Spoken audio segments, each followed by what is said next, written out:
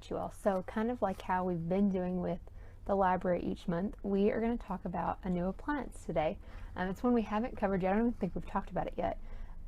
And I'll be honest, it's something that I just recently got introduced to. I've heard about them for years. I've always been curious about them, but never have taken the jump into actually using one until recently. And I'm so excited that I did, because I can see this being really helpful in a lot of situations. Just for some healthy on-the-go snacks. My husband and I love to hike, and so I can think of all kinds of things that I can make in this that take up very little room, don't require refrigeration, things like that. So we're talking about an electric food dehydrator today, and I would do a demo with this, but that would make for a pretty boring video. Whenever I just cut up my fruits or veggies or whatever it is that we'd be dehydrating, I stick them on these trays, and then I turn it on, and we just sit and watch it for 6 to 8 hours, right? And so what we're going to do instead is I'm just going to really quickly kind of show you the basics, but then I'm actually going to go through a PowerPoint where we talk about the different ways to dry your food, more than just the electric food dehydrator, but we're going to go into more detail on this specifically. And then, as always, I want to answer your questions that you have during the video, after the video, whatever it is. And so while you're watching, you're more than welcome to use that comment box and ask your questions, and I'll answer while the video is playing. And then if you have questions afterwards, twice throughout the PowerPoint, you'll see my email that you are more than welcome to send me an email, ask for follow-up information, maybe some clarification if I say something you don't understand. Ask for the publications that I reference. If you want, I'd be more than happy to mail those to you if you're somebody like me who would rather have that information in paper form. So really quickly, I'm just going to show you a couple of things that I'm going to reference in the PowerPoint. I'll show you pictures in the PowerPoint, but sometimes I think it's good to see on video. And so this is an electric food dehydrator. This one specifically, there's several different types, but our heating element is at the bottom. Some have a heating element at the back that go all the way up the appliance, but ours is at the bottom. This is, of course, our lid. And then we have all these different racks. And so we can use as few or as many of these as we want, which is really nice.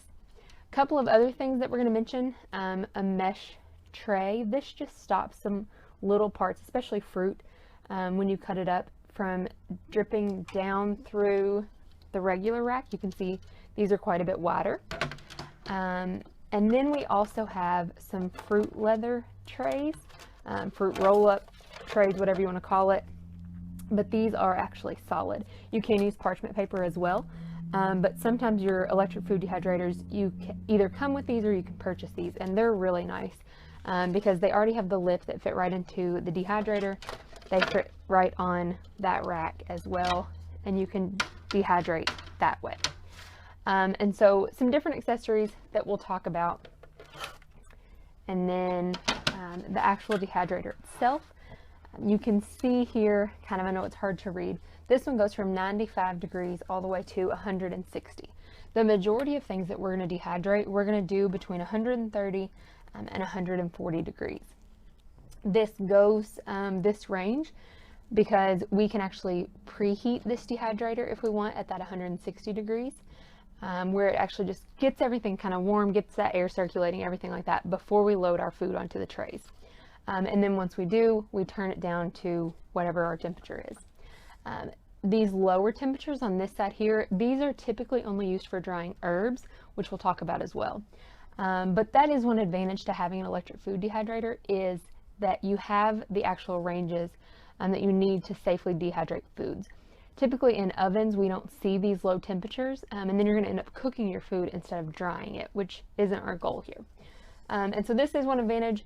This one is really simple. You just turn the dial to whatever it is that the temperature that you want, and then we would turn it on just like that. You'd hear it working.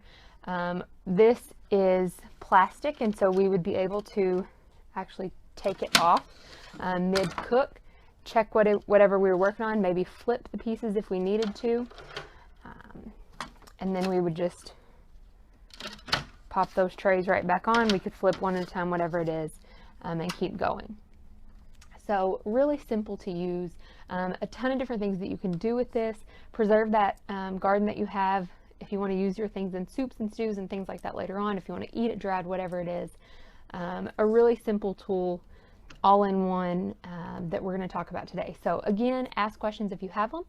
And then I hope that the PowerPoint format that you have, I tried to put everything I'm going to say on the slides, which I don't typically like to do in in-person classes, but in this format, I thought it might be helpful for you to actually see what I'm saying, and that way you can screenshot if you want, or I would be more than happy to mail you or email you the slides as well. So we will get started, and I'll try to get those questions answered.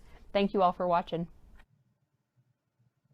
All right, so we are going to get started on the PowerPoint side of this. Again, just going to go over the basics of dehydrating, and if you have questions, pop those in the comment box and I'll get them answered while we watch this.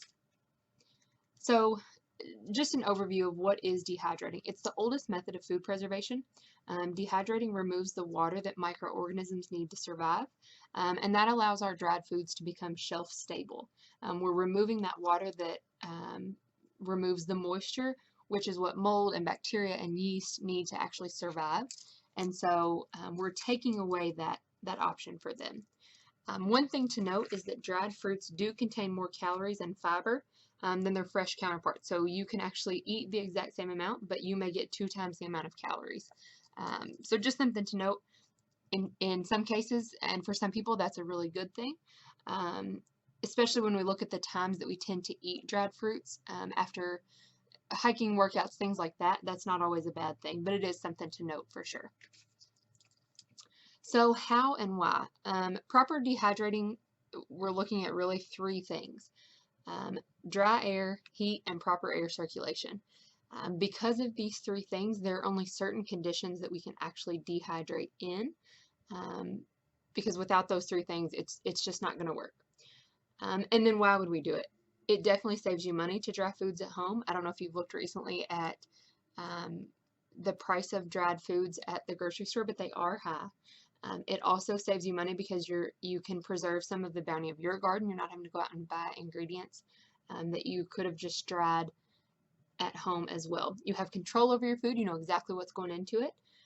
It's a lighter, smaller way to preserve. You're not looking at those bulky jars.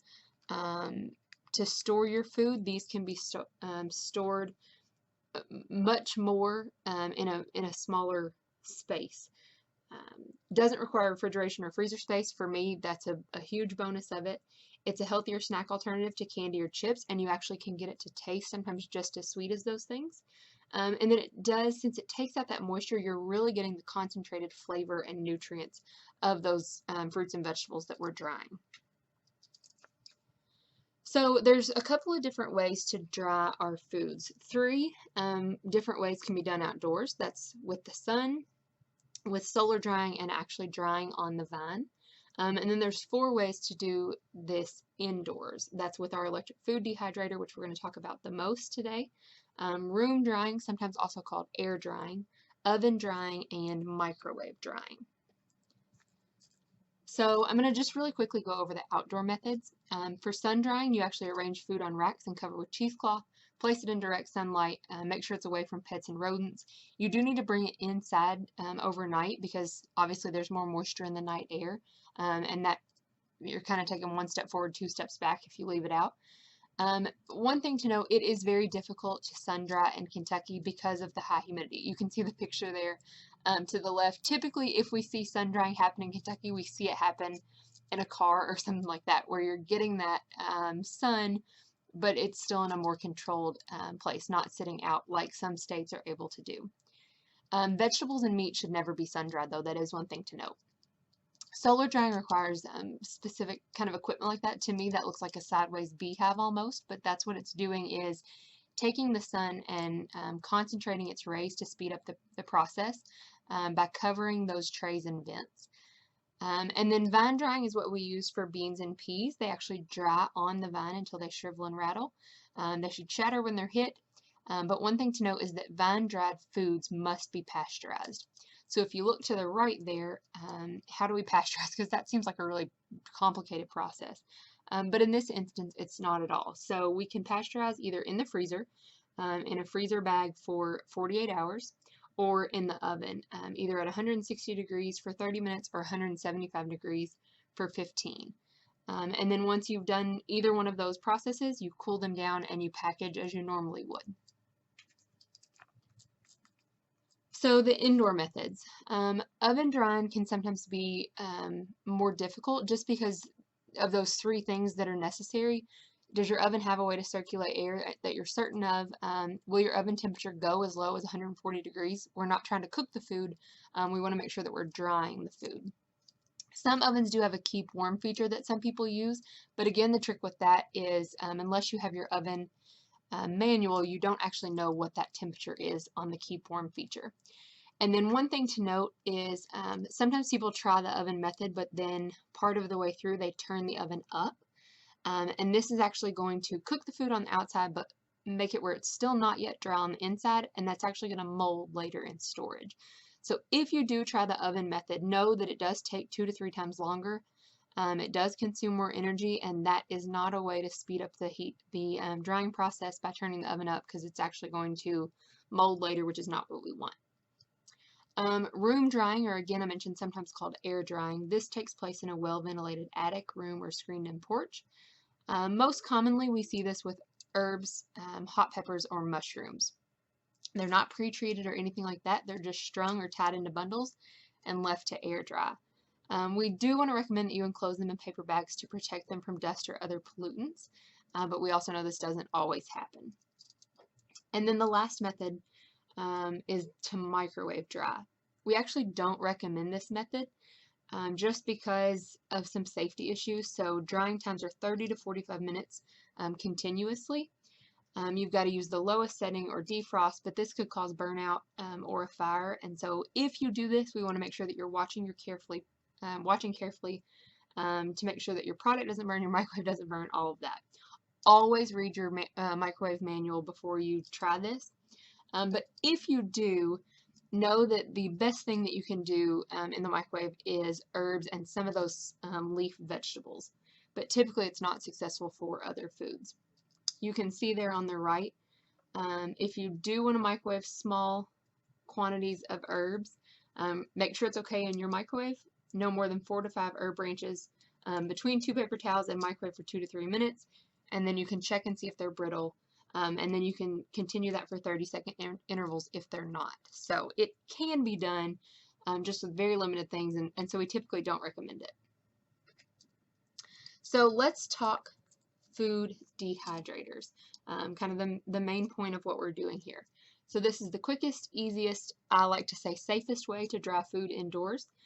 The electric elements provide the heat source, the fans and vents provide the air circulation, you've got temperature control, so you have all three of those things that we have to have for proper food dehydration.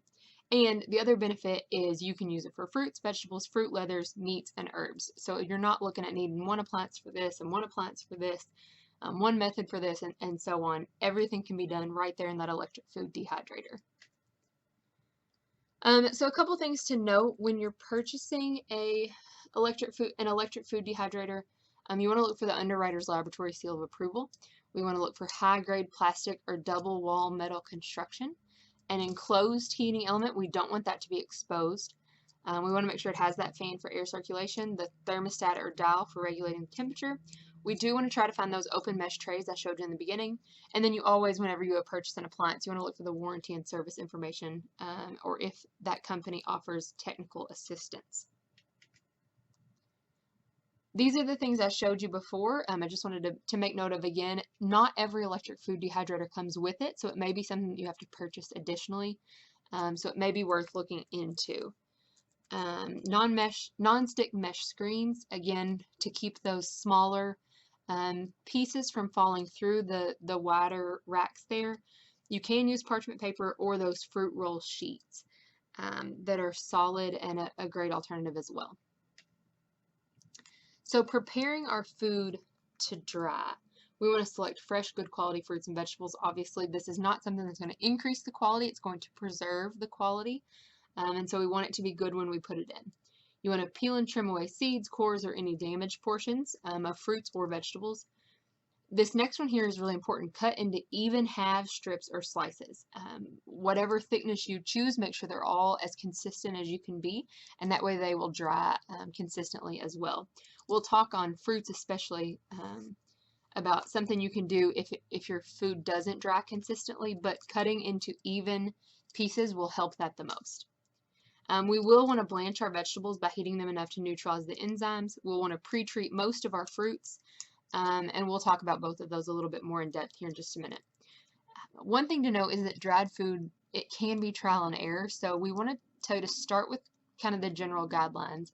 Um, Temperature and things like that you don't really want to mess with, but time, you may want yours more dry or less dry or whatever with that. And so you can make those necessary adjustments based on your personal preferences. Once you've started the process and you've done a couple of rounds, and you kind of learn where you're comfortable and what it is that you want. So using your dehydrator, I mentioned earlier that we do sometimes like to preheat that appliance to about 10 degrees higher than the recommended drying temperature. And this just gets that process started. It's not a necessary step, but it is one that will help. Spray those trays with nonstick cooking spray. Use them as screens. I even still spray the screens sometimes just to keep things from sticking. And then stick your food in the dehydrator, decrease the temperature to whatever is recommended in your manual, and then you just wait, basically. So truly there are 3 steps to using your dehydrator. It really is a very simple appliance, and if you are someone who dehydrates food or you really enjoy dehydrating or dehydrated foods, it could be well worth your time and money. So let's talk drying fruits first. We want to dry those as soon as possible after picking. Again, the fresher you can get it in there, the better it's going to be. You want to wash it well, drain it and core it if needed, cut it again into those uniform pieces. You can dry some fruits whole, but we want to make sure if you do that you actually crack the skin first. This is going to prevent that fruit from rupturing. And so what we do is we dip the fruit in briskly boiling water for just very quickly, about 15 to 30 seconds, until you see those skins crack. And it's a visible thing, and then once you do, immediately take it out and stick it in ice water to stop that cooking process. And then we can drain, pat dry with paper towels loaded onto our trays. If you skip this step, there's a chance that those, as they dry, your fruit is actually going to burst open, and so you're not getting the end product that you want. Pre-treating is recommended, but it's not required. But if you do it, it does improve the appearance and the quality. It preserves the color and the flavor, and it actually helps retain some vitamins. And then we'll talk, there's several different methods of pre-treating. So you can do an acid dip with lemon juice or some sort of vitamin C or fruit fresh, anything like that. You can do a fruit juice dip. So apple, orange juice, pineapple juice, grape, cranberry, whatever it is. Cover the prepared fruit with juice, let it soak for 3 to 5 minutes, and then you're going to drain, pat dry, and place on trays. One advantage to this is, unlike some sort of marinade or something with meat, you can drink the juice after dipping, so a 2-for-1 there. You can do a honey dip. This adds flavor and color to dried fruits. You're just going to mix a 1/2 cup of sugar with 1½ cups of boiling water. Let that cool to lukewarm and add your honey. And then you're going to soak again for the 3 to 5 minutes, drain well, place on trays. And then another option, and this is where I talked earlier about, you can actually make your dried fruits and things taste like that candy, maybe if you're trying to find a healthier alternative. And so this will actually make your end product taste like candied fruit. It does add calories, so that's one thing to note. But you can see there it's 1 cup sugar, 1 cup light corn syrup, and 2 cups of water in a saucepan that you bring to a boil. And then you're actually going to put that fruit in there once it's come to a boil and let it simmer for 10 minutes. Remove it from heat, let it stand for 30 minutes, and then lift the fruit out of the syrup, rinse it lightly in cold water, drain and load it onto those trays. This does take the longest, but again, it does bring on a different end product because it gives it that candied fruit flavor or taste instead. So just kind of the basics of how we do this. Really simple. Place fruit in a single layer without touching or overlapping. Most fruit should be dried at 135 or 140 degrees. We do typically like to turn those pieces. You also, if you saw my electric food dehydrator in the beginning, you can actually rotate those trays. So the trays that you had on the bottom, you can move to the top every couple of hours, and that will help make everything dry more evenly as well. Fruit does tend to dry more quickly near the end of the drying time, so be sure to pay close attention when you're getting to the end of the time that's suggested in the recipe. And most fruits have about 20% moisture when dry. So if you test for doneness, you should be able to cut several pieces in half, and you shouldn't be able to see any visible moisture or squeeze any out either.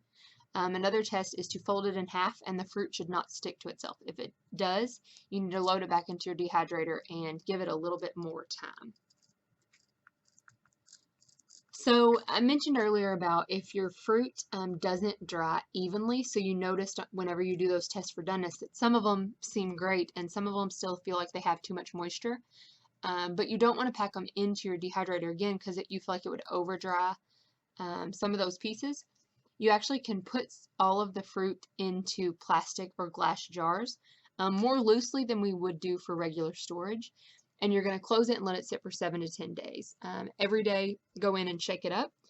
It mixes it up, it separates those pieces, and what's actually happening is the drier pieces are absorbing some of the excess moisture from the pieces that didn't dry as well.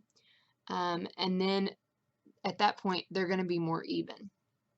The only thing you want to make sure to check for is condensation. So if condensation develops in the jar, then you do need to actually return that fruit to the dehydrator for more drying. It actually didn't get dry enough.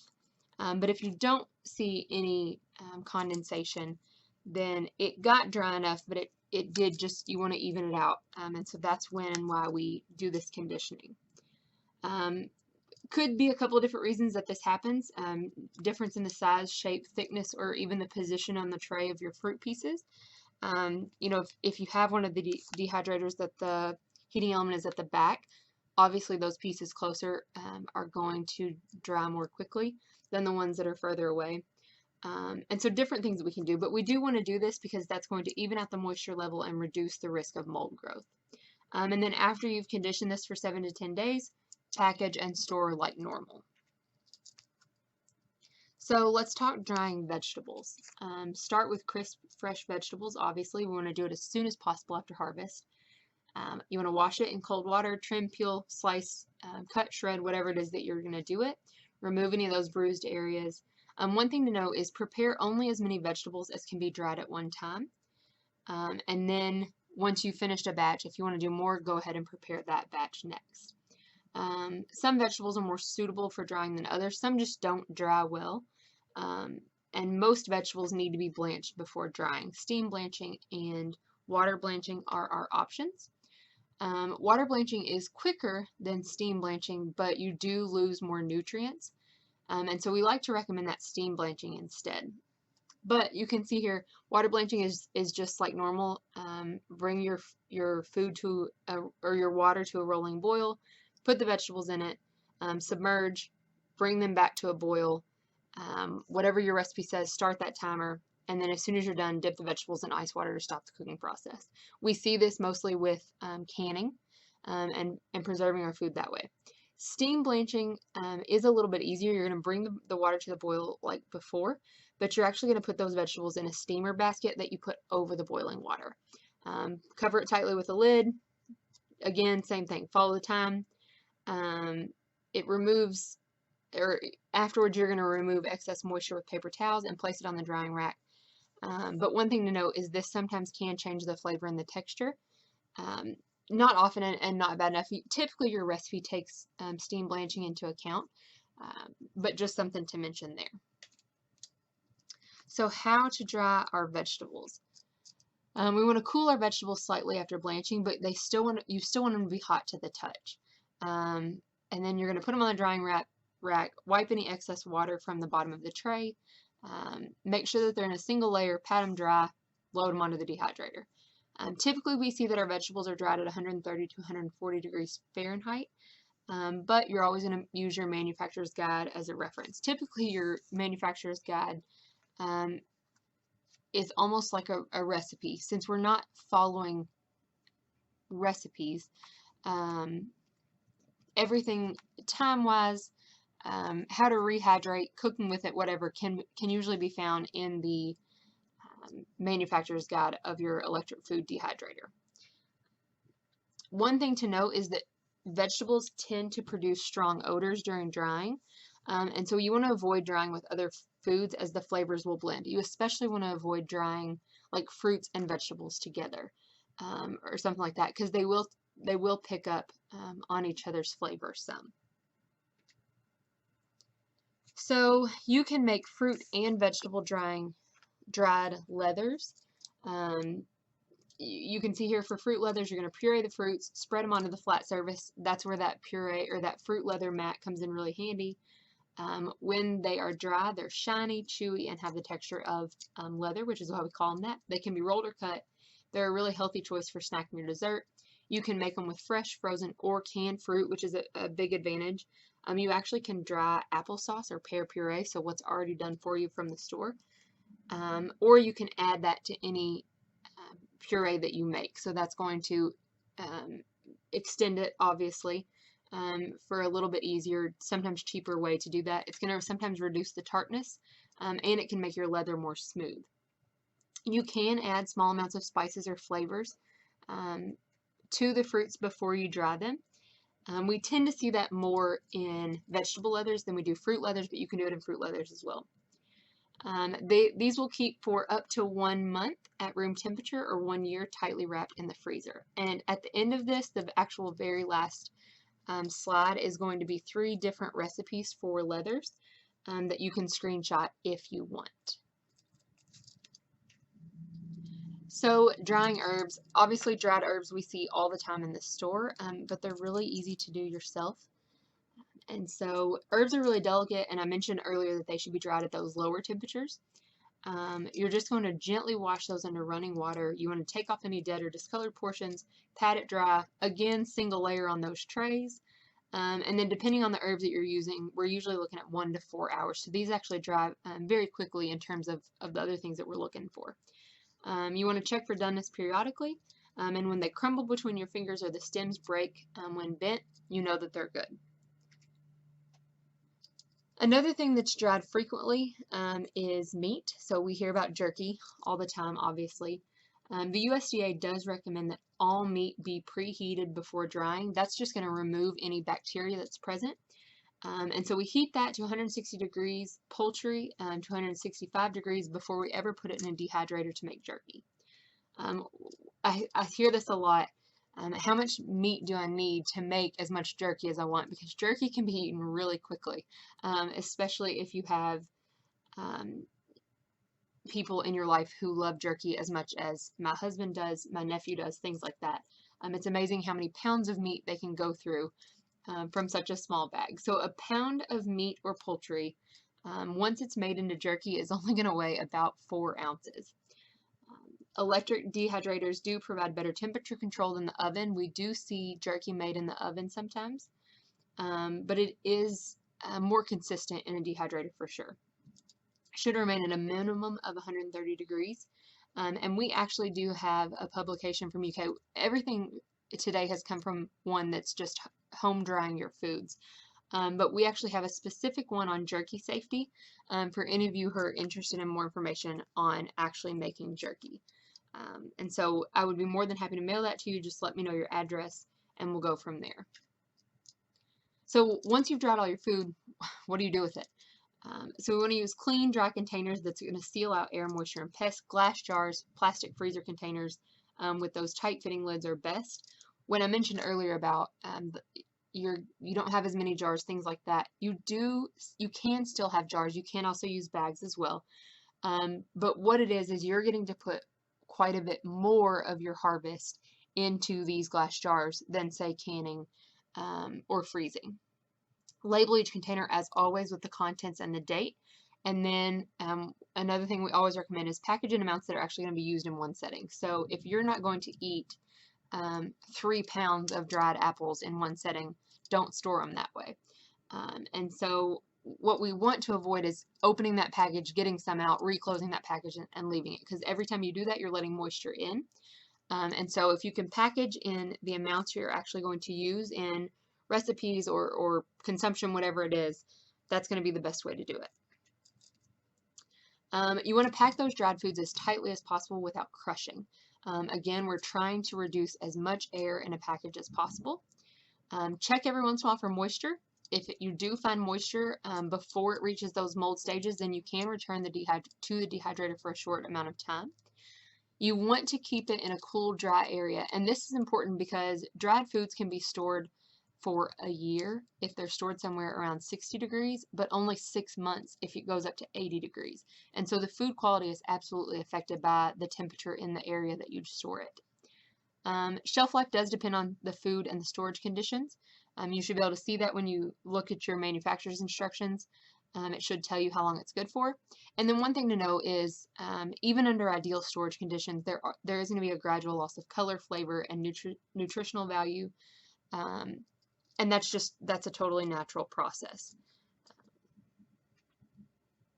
So what do we do after these dry foods? We tend to see fruits dried the most, besides jerky, of course, because we eat dried fruit. That's a normal thing, and we know exactly what to do with it. We can take it out of the package, eat it straight, but you actually can also rehydrate your fruits as well. And so you rehydrate those by soaking in water for 30 to 90 minutes. You want to make sure you don't over soak because that can cause a mushy texture or a loss of flavor.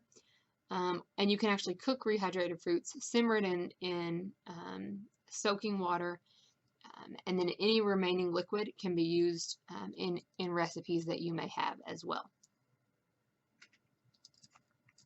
So using some of those dried vegetables, I get this question a lot of like, why in the world would I dry vegetables? What do you even do with it afterwards? They're perfect for adding directly to soups and stews. They're going to rehydrate themselves during that cooking process, and you won't even be able to know that you didn't use fresh vegetables. Make sure there's enough liquid to keep them covered and simmer until tender. If you're not doing a soup or a stew, you can rehydrate dried vegetables, but this you actually have to cover with boiling water or boiling liquid. You don't just have to use water. You can use bouillon cubes, vegetable juice, things like that. Again, soak for 30 to 90 minutes. Use room temperature or cold water if you want, but it's going to lengthen the soaking time. If vegetables are soaked longer than 2 hours, you do need to put them in the refrigerator during that to make sure that the liquid stays at the correct temperature. Once rehydrated, you can use in place of fresh vegetables in recipes. I see this a lot in like tomato pie or different things like that. It doesn't always have to be a soup or a stew. And then again, that soaking liquid can be used in cooking as well. So using dried herbs, we use dried herbs all the time from the store. And you're just going to use them the same way. You can actually make your own flakes by crushing with a rolling pin, your clean dry hands, or a wooden mallet. You can make a powder by sticking those dried herbs in a food mill, food processor, or a blender. But the most important thing to know, and this is whether you've made your own dried herbs or you purchased them from the store, but the flavor of dried herbs is 3 to 4 times stronger than fresh. So anytime you see a recipe that calls for fresh herbs, you're only going to use 1/3 of the amount if you're using dried. And so an example there, if it calls for a tablespoon of fresh garlic, you're only going to use a teaspoon of dried garlic. And you absolutely will notice a difference because it is quite a bit stronger. So as always, questions, type them in the comment box if you have them. Or my email is there, dana.fintress@uky.edu. You are more than welcome to email me, again, asking for more, asking questions, whatever it is that you have. And then, like I promised you, here are 3 recipes to try. Fruit leather, a mixed vegetable leather, or a pumpkin, or you could substitute sweet potatoes as a leather there as well. You're just going to follow these recipes. The leathers are done when they no longer feel sticky to the touch and they start to peel upward from the tray. And I'll leave this on there. Again, my email is there at the top right. As well as the name of the publications that we have through UK, the Drying Foods at Home or Jerky Safety, that I would be more than happy to email or mail you, or you can look those up yourself by searching for University of Kentucky Cooperative Extension and then typing in either one of those names, whichever one you're looking for. As always, thank you all for listening. I hope that you learned something, that you were able to screenshot what you needed or whatever it was. And that if you have a dehydrator or you're looking to purchase one, that this helped you out and maybe showed you some new ways that you can use it and make it more worth your money after purchasing that appliance. So I will see you all next month, and hopefully soon after that we'll be able to get back to in-person classes because I miss being able to see your all's faces and let you try the food that we make.